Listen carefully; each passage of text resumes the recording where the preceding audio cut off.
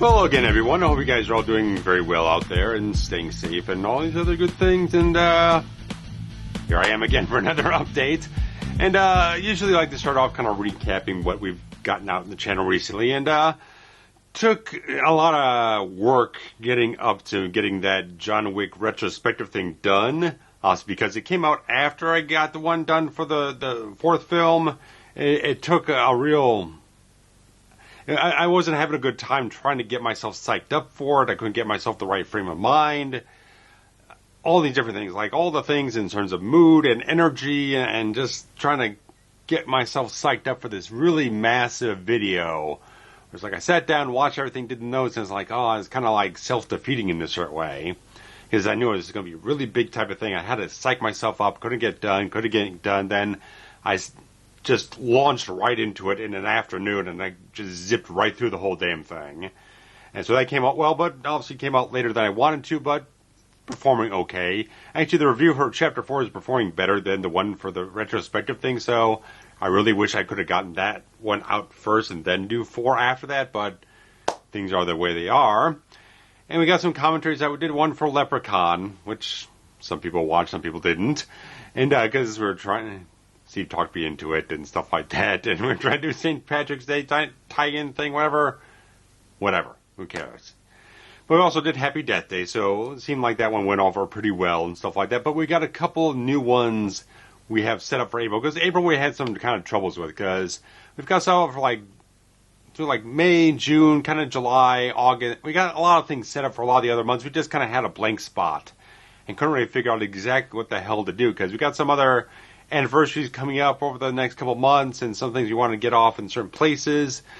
So we were kind of like, just throw some random stuff in here. So we decided on one, John Carpenter's Prince of Darkness, and something I have in the media pickups here that I'll get to shortly.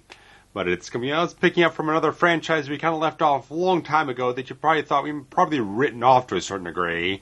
But it was just more like taking a very long, extended break, me not really kind of getting up to watching these things and committing to it. So we're coming back around to shortly. But once I get to that stuff, I will get you caught up on what that is. But in terms of videos I'm producing, the next one I'm working towards is a retro video series episode detailing the different cuts of the original Highlander film. Because there's several different ones, and a lot. It's a bit of a tricky type of thing, because they keep advertising Blu-rays as the director's cut, when it's not technically what the director's cut was known as on home video previously. And of course, like there's certain other cuts that are a little more rare and stuff that's not easy to find, not been released on like higher definition formats, stuff like that. So came with this idea a couple months ago when the 4K was kind of coming out. It's like, this might be kind of an interesting thing to kind of jump into, because I looked back at my old review I did way back, I think it was 2015. It's like, I kind of touched on it a little bit, but I feel like I definitely go into a lot fuller type of things, especially when there's a little bit of a home video history to kind of meld into the story of that regard there. So I felt like it was very good type of things. And I have help from the same guy who helped me on the Highlander 2 video, Ewan, Hippie Dalek, and he's done a lot of work. He did a video episode or whatnot with his channel called Highlander Heart. Very good, very, very good channel. If you're a fan of Highlander, I definitely recommend going off and check Grant's stuff out over there, because he has a lot of interesting interviews, goes through a lot of the different films, going through the TV series, novelizations, comic books, various other things. A lot of nice discussions he's got going on there. I think it's a very strong channel you should go check out, because the discussions are very, very good in that whole thing. So he did an episode over there, but he felt like when I pitched the entire idea, was coming up with it, he thought that I could really do something very good with the information he had there, and plus some other details here and there. So hopefully that'll work out soon, because I didn't have the best sleep last night, but I kind of been working myself up. Had some great weather today, so I went out and had a walk. I did good things and stuff like that, so rested up a little bit. So I'm feeling pretty good. So if I don't get to it tonight, which I'm a little iffy on, probably Sunday I'll end up shooting it and get moving forward with it on editing throughout the rest of the week. And a real nice type of thing is at the end, like a week from today, I'm recording this Saturday, probably release this Saturday, but 1 week from today, I'm starting a 1 week like vacation or whatnot. Not going anywhere, but I'm just taking a week off from my regular job. So I have paid time off. I'm going to take a week off. I can go off and do some things that make myself happy and various other little things. So I'm going to have a little freed up time to just kind of live a little bit and kind of relax, and hopefully something else will stir up. Or maybe I'll end up finishing the Highlander one about a week from now. Who knows? Depends on exactly how much editing I have to go through, but here and there and everywhere. So I'm finally taking a week off, and the first time in forever and ever. So for a long time, I've taken an actual week off with pay and stuff like that. So should do me good, because the weather, I figured weather would be getting up pretty nice by this point in time in April or whatnot. So I kind of manage it to a certain degree. And there's like a free museum day right in the middle of the entire week I was going for, so that works out well. And there's a few other things that might crop up here and there, but I'm guessing me and Steve will be recording next Saturday, because that seems like the best day. He kind of worked out for it. It gives me enough time to get up on the one thing in the freaking pile over here I need to watch. But I do have the 4K edition from Scream Factory of Prince of Darkness, so I'll be enjoying that and talking about it in depth and stuff like that. So I've covered it before, but I felt like we like doing the John Carpenter stuff. Really like to get Steve's thoughts on the whole thing and just have that discussion. And people really like the Carpenter stuff on the channel, so I think that's a hit. And we got a lot of other Carpenter stuff up on the schedule for like late in the year. There's a couple of anniversaries coming up around October, November. I think there's one in August. So we're definitely playing up on it. So you guys will look forward to more Carpenter later in the year. But this one will definitely prime you for what's coming up later on. So really good type of stuff on that regard. So it's going to be the Retro Video Series 1 on the Highlander, different cuts and whatnot. But I'm committing now that I will be moving forward sooner or later, in the next couple of months or whatnot. Or who knows how soon exactly, but I will do that follow-up one to the Star Wars Home Video History, where I'm covering the special editions.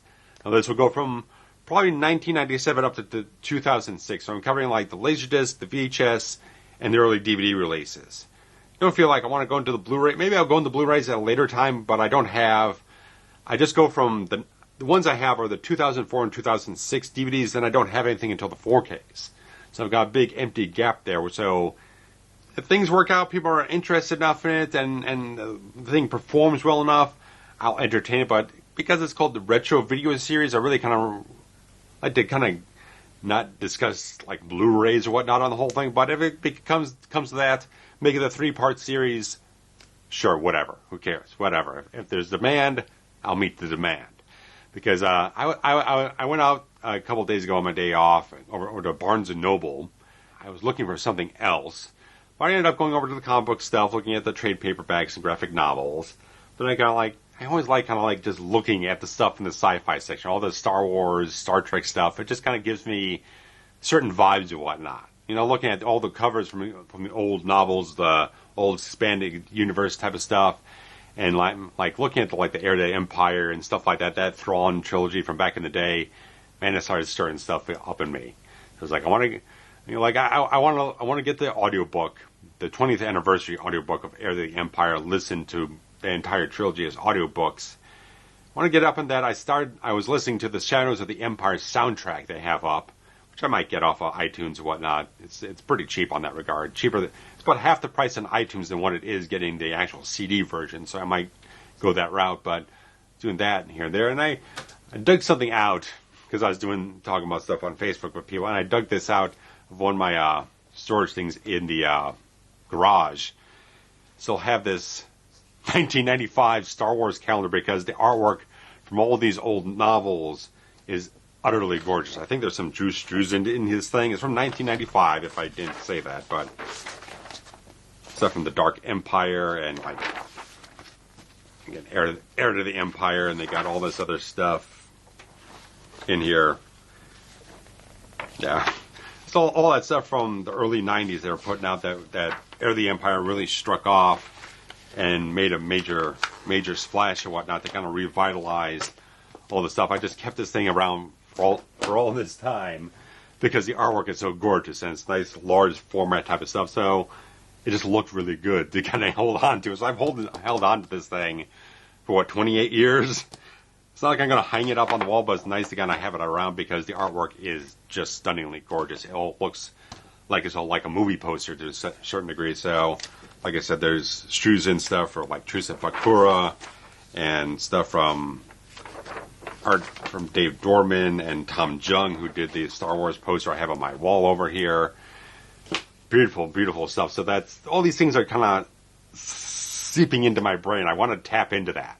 I'm very high on that, revisiting that 90s era of Star Wars stuff where there are certain things like Shadows of the Empire, like Heir of the Empire, we're really kind of like trying to revitalize the Star Wars brand to a certain degree when you're building up towards 97 and special edition. So I'll talk a little bit about that when I do that video, kind of like where the 95 remasters and releases on videotape and Laserdisc kind of left off, and what the other stuff that was kind of working up in the Star Wars thing to kind of build up towards the end of the 90s, where it was kind of getting a revitalization for everything here and there and everywhere, and just talk a lot more about it. So I'm pretty running that in my head right now. It's going to be a pretty long video in that regard, but I think it'll be worthwhile. So a lot of interesting stuff. That's kind of the stuff that I like to revisit with Star Wars. It feels like such a rich period of time that obviously, because now it's all non-canon stuff and no one's really following on from those stories, it's got an interesting sort of nostalgia trip in that regard. So I did start reading back in high school. I don't know if I might have finished reading Heir to the Empire back then, but there was like this QVC Star Wars special, which I think was probably usually hosted by Steve Sansweet, and they ruined a whole plot point in the entire thing, and I just stopped bothering to read the thing. But I'm having the itch for it right now, so I'll get around to talking about that stuff in due time, so I'll figure out where that goes. So once I get that Highlander thing done, I feel like where I want to go from that point on, I don't know if I'll jump right into that or if I'll go off and do another review or something else like that, but that's definitely in the pipeline right now, swirling in my head, so got some things to work on. And certain other things, if the audio on this thing is coming off as well as it should be right now, it's thanks to the fact that I had to replace the old microphone. Because if you listen to some of the recent commentaries, not all of them, but a few of them, there's been some spots of static showing up in some places here. And when I did like the Star Trek Picard mid-season review, I actually had to remove the audio from the left channel and double up the audio from like the right channel, so it's all mono sound in that regard, because there was just static coming out of the left channel no matter what the hell I did. I tested on my old standard def camcorder to make sure that wasn't something with the camcorder here or something with one of the cables. It was happening directly through this entire thing into the other camcorder, getting the exact same sound, so I had to replace it. Now, this is an Audio-Technica Pro 24CM, a condenser microphone for video cameras and stuff like that. I got the exact same one for pretty much the exact same price I bought it for back in 2015. So that's great. It was brand new as well. So that's just an amazing type of thing, because I had an Audio-Technica before this for the first couple of years. I was doing stuff on the channel here, and right before I did the first Blood review back in 2015, I decided to upgrade things. Because I've been toying around, I tried an Asden, I tried a Rode Video mic, and they never gave me the right sound for my voice. They just didn't sound very good. And they're also mono, I think they were both mono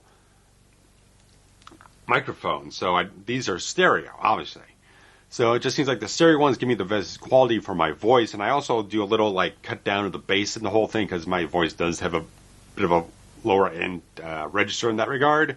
But I always kind of cut a little bit of the bass out of it, because the microphone does enhance that, but it definitely sounds a lot better than the Audio-Technica I had before this.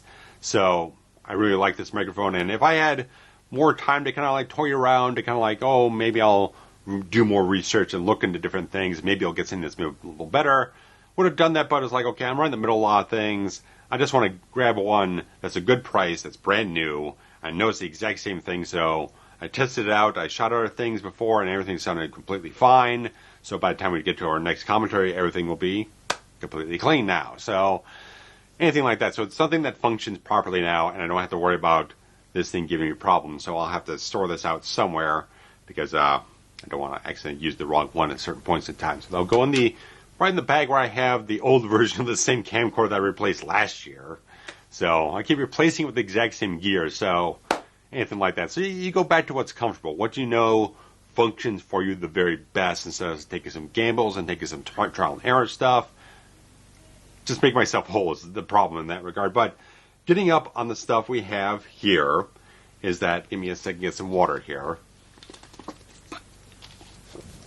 The other thing we're going to be doing a commentary for, we're going back to Texas Chainsaw Massacre. I got the the one that was Texas Chainsaw 3D. I got it from Bull Moose. I got it for like half price, something else like that. Because it was used, and I had some points to use to get it half off and stuff like that, so I didn't pay much of anything for it. I could have gotten the brand new one, but I was like, I don't really need that. This is good enough. I got the Blu-ray. I don't need a digital copy. I'm fine. I have not watched this yet. Steve did watch this by the time we did the commentary for Texas Chainsaw Massacre at the beginning 2.5 years ago. And he was like, he kind of liked it. He liked it better than a lot of the other stuff he had been watching. So I've heard a lot of negative things. I've seen some people who really rather like it.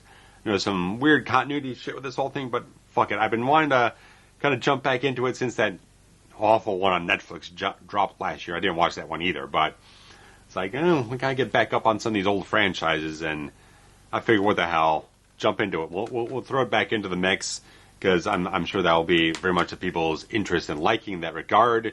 So there's that in that regard. So that one has both the 2D and the 3D on one disc. Hopefully the encoding is pretty decent. I think it is. But regards to that, so hopefully it looks and comes out well. It doesn't look like some of the other trash we did, like My Bloody Valentine 3, which the encoding was total garbage. The mastering looked like shit. Hopefully they did a better job in this one. But, of course, as I've talked about Star Trek recently, did the Picard mid-season review and stuff was coming up, I did grab the 4K edition of the Next Generation films on Blu-ray, because, yeah, I've already covered First Contact and Generations. I toyed around slightly in the last week. Maybe Insurrection, maybe Nemesis at some point. I don't know. I'm not saying anything. But the fact is, I had to grab it. I could have waited maybe until I waited for like a price drop, much more drastic and stuff like that. But I figured I'm going to want to get this anyway. I might as well just grab it now. So I haven't even watched anything. I did watch some clips. There was some comparisons and stuff like that. Just like what I at least saw, like First Contact is like, it looked a lot more smoother organic film look. Not DNR look, but just looks much more of a consistent look to it in a certain degree. And like the reds on like Picard's uniform were coming out much more clearly. It just looked a lot more bolder in that regard. And this is just clips getting off of YouTube. I'm sure the Dolby Vision will look just even better in that regard. And it keeps, the whole thing says that they are everything says there's 7.1 mixes, but the old Blu-rays, I believe, said there are 5.1 mixes, and some people are saying in some forums here and there, like, I think like Insurrection is like a proper 7.1, but like the other ones were kind of like, like Generations, First Contact were kind of like fake 7.1s, where they just kind of like duplicated channels and fill out the extra 2 channels on the sides and whatnot. But whatever the case is, I just got a 5 speaker setup on this whole thing, and I'm sure I'll enjoy this to whatever degree is possible. I was going to sit down and watch stuff, but I just didn't have the energy for it. I wasn't ready to go into that stuff, but I'm still definitely very much hooked into season 3 of Picard right now. 2 more episodes. So I'll actually the final episode lands on the week I have off. So I plan to rewatch the entirety of the season right before the finale hits on Thursday, whatever date that is, the 20th or something else like that. I think it's the 20th. So I'll rewatch everything, get into that thing, and hopefully be able to work into getting the full season review done. I have to double check on exactly what date the soundtrack is dropping, because they are releasing that. So I'm going to see if I can grab that real quick from my iTunes wish list here. See if they give me a date here.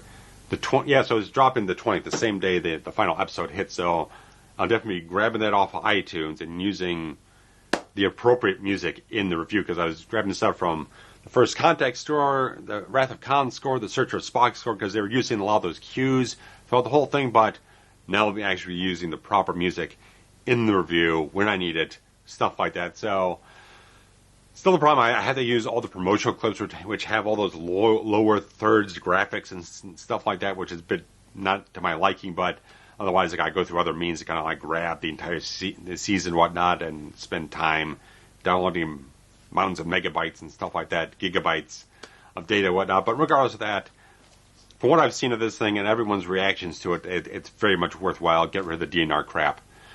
The other fact that the bonus discs on the original 2009 box sets for the TOS and the G&G films have not been poured over to any of the new sets.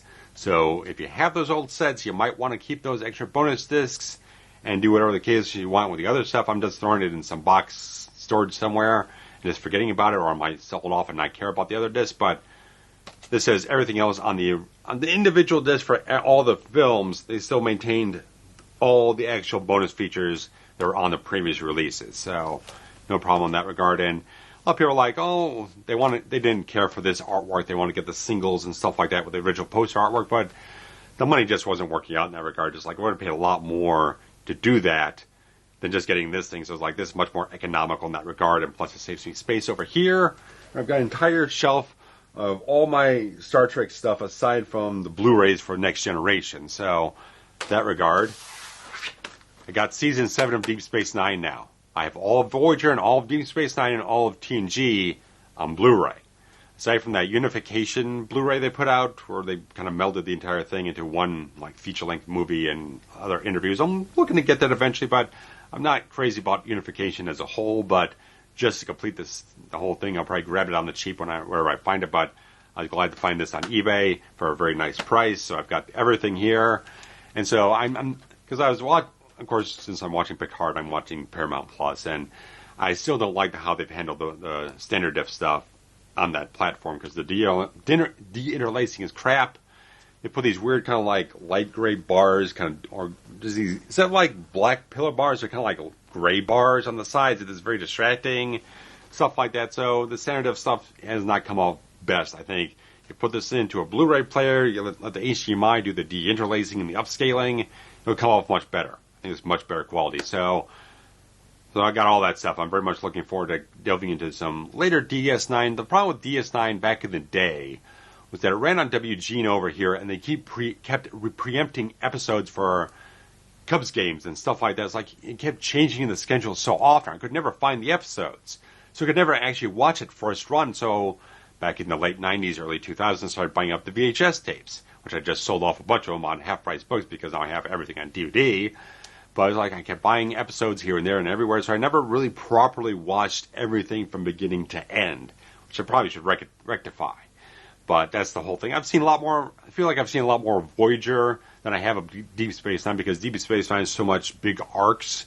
You kind of have to find out where the arc begins and follow up through to a certain degree. Voyager is a little bit more kind of like week-to-week standalone episodes with a few threads moving through here and there, so a lot easier to go in and just watch a couple episodes instead of like clicking into a full long arc in that regard. So, the major brush strokes and main beats and whatnot, but I haven't actually sat down and watched like an entire season from front to back and stuff like that. So, stuff in that regard. So I'm very glad that I have all that stuff. The only thing I don't have in 4K in terms of the movies is Beyond, because I bought this Target exclusive Blu-ray set back when it got hit in like November 2016 or whatnot. So I don't actually have a 4K of that, but I've read like the 4K is not a big upgrade because it's a 2K upscale, stuff like that. So it's a little bit more kind of like finer details, sort of things like that. So another thing, if I could ever find it on the cheap, maybe I'll upgrade to 4K on that. But I'm fine with what I have because the Target version did have additional bonus features on it. So I've got 2009 on 4K. I've got Into Darkness on 4K, which has IMAX enhanced scenes and stuff like that. So one thing I don't have is that fact. And also for motion picture, I only grabbed the actual director's edition version. That's just like the single disc 4K edition, so I don't have the full box set thing that they put out. It didn't feel quite like I needed it. I could be convinced otherwise at a point in time, but anything like that. I do have the pan scan Laserdisc of the extended version of the film there, so I still have it in some regard in that fashion and whatnot, but so I haven't actually watched the director's edition of 4K yet, so I'm still kind of waiting for the time where I have the inkling for it. So there's that. All that stuff, that's the few things I've grabbed up. I'm going to run through some of the comic book stuff really quickly, because I did shoot another video, got partially through editing it. I just didn't feel quite so strong about finishing it as like a new series I was going to do every month or something like that. I didn't feel like just wasn't quite strong enough to be clicking in, because I watched a lot of other guys do stuff about comic books. I watched NerdSync, I watched Comic Drake, I watched Owen Likes Comics. I watched a couple of different people on YouTube that cover this stuff and do a really great job of it. I just feel like if I'm going to do something like that, it needs to feel like I'm bringing up almost as much effort as they are. I'm doing a lot more of a laid-back type of thing. I didn't feel like it was quite as strong and engaging as possible, so I figured I'd tag some things in here just at the end of this video here until maybe I feel differently about the entire process of doing that, because there are a lot of other videos on the channel, like the retro video series and even the Blu-ray news stuff, that I feel a little bit more strongly about doing, having a certain ownership about the whole thing. I feel like I'm just not quite there with enough things to talk about in that regard, or enough style to it, or presentation. There's something missing about the entire presentation. It just doesn't feel quite right to me at this point in time. But stuff I've mentioned that I read through that first volume of Nightwing from the Rebirth series, and I finished the second one this week, and it's fantastic. I love the stuff from Tim Seeley. He's great. It's volume 2, Back to Bloodhaven, and I just was really impressed by the writing. Different artists on the whole thing, doing the pencils and stuff like that. The art's a little different. Javier Fernandez was doing the first volume, and he comes back for the subsequent volumes. I felt a little stronger about his stuff than the ones from Marcus Toe here, but still the same colorist. Doing some different things, because there's not as much of a dark storyline. It's kind of a balance between nighttime and daytime scenes in the whole thing. Kind of giving a balance towards Nightwing versus Dick Grayson, daytime, nighttime stuff. So I thought that was really fantastic. I really like this. So I've already ordered on eBay. Got a little offer from a seller as something I was watching for the third volume. So that's in the mail, coming soon. So I'm digging this like living hell. Haven't really jumped into anything new for Nightwing, because they were kind of in the middle of an arc going up to the issue 100. Now they're kind of moving over to kind of like a Titans sort of storyline. They're setting up the new Titans book. So I'm kind of a weird place right now. So I'm completely happy running through this thing, just going through some excellent artwork on this whole thing. Just varying covers. I like these things because they give you all the varying covers, they give you a gallery of certain things, and it looks really, really nice. So, anything like that. So, I'm trying to make things quick, but stuff current I'm reading is the fact that I love Action Comics. The entire Action Comics line is really fantastic right now. Because it's not just Superman, because we do have a brand new Superman book that started at #1 here. This is fantastic. It's like something straight out of the DCAU, the old animated series stuff. It feels exactly like that. They're kind of aware of it. They have some little tinges, little homages, little stuff. They're just much showing you like, yeah, we're very much into that. They use the character of Livewire, which was invented for the animated series, I believe. And there's a certain point in time in the entire thing where they actually use the artwork of that DCAU Superman. The whole thing is a little like advertisement type of thing within the story itself. So it's a great book. It's really great. It just has those vibes completely. It's dealing with Parasite and Lex Luthor, kind of having this sort of machinations of being behind the scenes of trying to influence Superman to a certain degree to kind of like deal with people who are Lex Luthor enemies, not so much Superman enemies. So it's a really interesting thing how those clashing dynamics and mentalities are trying to work towards the same goal, but taking different paths towards getting to that whole thing. I think is really fantastic type of stuff. If you like that DCAU stuff, this is the book for you. But I like so much Action Comics because it's dealing with, obviously, the entire super family here with Kara Zor-El and Connor Kent and John Kent and various other characters like Steel and stuff like that. It's really, really good things that has a full-fledged super family dynamic and taps so much directly into the wonderful vibes, the thoughts of how Superman goes about his values and stuff like that. Having to teach that, impart that upon everyone else, to not sort of like look at everyone as your enemy, but look at someone you can try to meet halfway, try to help them understand things, try to save people so they can rectify their mistakes. All these wonderful things. And it's got some backup stories as well. One with a younger Jonathan Kent. John Kent going back a couple of years, kind of telling this story when they went off to this farm to be kind of a family out in kind of a reclusive sort of state, but it kind of weaves into like this alien visitor that comes down and this bounty hunter involved in the whole thing. It's really, really good. I like that whole thing. It's written by Dan Jurgens, who goes all the way back to like the early 90s, working on Superman stuff, around the death of Superman, all that type of stuff. You can feel his quality in the whole thing. He knows exactly what he's writing the whole thing. The other backup story involves Power Girl with this sort of like therapy session type of thing, dealing with like this superhero psychologist type of thing. It didn't ring my bell or whatnot. It really just, it didn't function for me. It just felt, it just didn't appeal to me. It just didn't click off to a certain degree of what I would like to read at a certain point in time. Definitely different art style and stuff like that. It just felt like it was very psychoanalyzing, talky type of stuff. It just didn't quite feel quite so well. When the stuff, the Nightwing stuff, is dealing with similar type of things where they have this bunch of villains or criminals or whatnot that went off from Gotham and try and be in this sort of reform group to a certain degree, dealing with their problems and stuff like that. That works so well in that Nightwing book. And this backup story for Power Girl, it just really isn't functioning for me. It doesn't really engage me to kind of go on and read with it. But you got a full story with Action Comics, and you got one backup story that I really like with the John Kent stuff.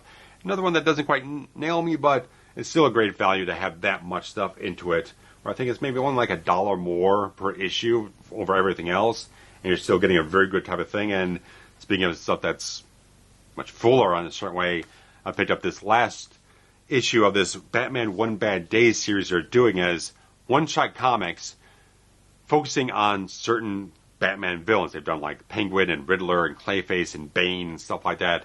This was the Ra's al Ghul one, the last one in the series, and I thought it was really fantastic. The artwork on this thing is absolutely phenomenally good. Just has this great sense of mood and detail to it and stuff like that. It just looks wonderful. And of course, Batman shows up, and then Damian Wayne's in it. Really good type of things. I didn't have as much reaction the first time, but when I started going back through it, started looking at it, it's like, yeah, really just kind of absorbing it more. It really started hitting the beats and stuff like that. So it's like, all these stories are told from the villain's perspective. A little bit of Batman in here, stuff like that, but the fact is, it's mainly, Ra's al Ghul's story. Getting to know the character. What he feels when he goes to the Lazarus Pit. Stuff like that. What his centuries of life have given him the certain perspective he has on certain things, about the ecology, about the nature, about the planet, all these different things. What drives him, what motivates him. See the story through his eyes, and it's wonderfully done. Written by Tom Taylor, who's doing fantastic work apparently across all these different things. Nightwing, Titans, he's done some Superman stuff. Doom Patrol, I think he's done stuff. He's just been doing a lot of stuff. He's signed an exclusive contract with DC, so he's a big creator on their end right now. And I think it's really fantastic. I think it's a 64-page book, which is only $7.99. I think it's a pretty good thing. And they're going to be doing like a big hardcover special edition thing in certain points in time. But you just get some fantastic stuff in this whole thing. You get some callbacks to like the Denny O'Neil, Neil Adams run, where you got Batman and Ra's doing these battles with the swords and everything like that. It just knows its homages, knows exactly what it's tapping into. It's right on the money. I really thought it was great. And like, when I was reading the Lex Luthor stuff, the Superman books, I was hearing that Clancy Brown voice in my head from the animated series stuff, and a little bit of the David Warner stuff when doing Ra's al Ghul. And of course, there's always Kevin Conroy's Batman in my head. Awesome stuff in that regard. But I thought I'd add that stuff into it as quickly as I could, kind of go over it in that regard and tap into it. So, see what else I come up with. I got a lot of other stuff I'm kind of interested in. I've had this kind of like He-Man thing in the back of my head. I've got some Image Comics Masters of the Universe stuff that I might tap into. I might look into it again. But who knows? I've got a ton of stuff I want to get into. I've got some G.I. Joe stuff, some of the Transformer stuff, and there's a bunch of other stuff that is coming up soon. There's a new Green Arrow series starting up soon. This kind of this aftermath after this big dark crisis thing they had last year. Anything like that. But I might check that out here and there, depending on finances and whatnot. I'm trying to figure out some other things right now, because there's a lot of things I want to spend my money on, but I gotta focus it down on exactly what I want to tap into at this point in time. So anything I pass up as a monthly thing, I might grab as a trade paperback later on if there's good word about it.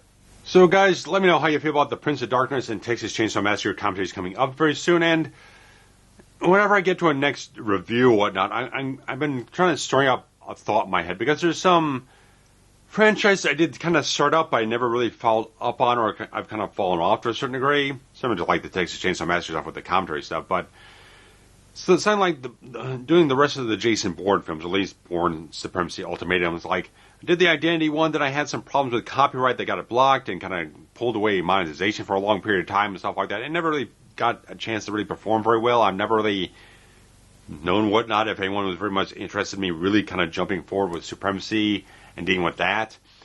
And the ones for like the Mission Impossible ones, I did the one for Mission Impossible 3 a couple years ago that I did Ghost Protocol last year, and they never really performed very well. So I was like, I was interested in doing the rest of them, but it doesn't seem like anyone was all that interested in me covering them. Because since we got Dead Reckoning Part 1 coming up in July, I would still have to go through Rogue Nation and Fallout in a pretty short amount of time, so I'm kind of like interested to know if you guys would be like really, really interested in me delving into it, because much more with the Mission Impossible stuff, there's a lot more time I had to devote to research, because I want to go back and listen to the commentaries, some other interviews, and various other things. There's a lot of stuff to get into to do the research up to what I want to get into about the whole things. So let me know, because if I'm going to do that stuff, I have to do it pretty soon. So, because I'd have to get the Fallout one out by the early July, so that's about 3 months or so. And I'd have to get Rogue Nation done sometime in between that. So let me know if you guys think about that, and some other things. Maybe I'll get into the next update or whatnot. But let me know about those two different things. If you're like really, really, really, really enthused about me doing those, like you'd have to be really. I have to get a lot of support from me wanting to do those, aside from the 30 other things I have on my list to do. So if you guys are really really want me to do those, let me know about that type of stuff. Otherwise, they'll probably still be kind of like up in the air, unknown and whatnot. But thanks, guys, for always being here and supporting things and watching and liking everything and commenting and stuff like that. Sharing stuff around social media does help quite a bit. I know there's a lot of problems with sharing links and different things that don't get as much kind of like stretch out there, but anytime anyone can share something really does help things out. And of course, there's always the Patreon, this super things, features on stuff like that here and there to kind of like contribute wherever you can. If you like something very especially around here, of course, all the other great stuff. So guys, if you haven't subscribed already, definitely do that, but give me some feedback on everything I'm talking about today, and talk about other things in due time. So guys, thanks so much. Take care. Bye-bye.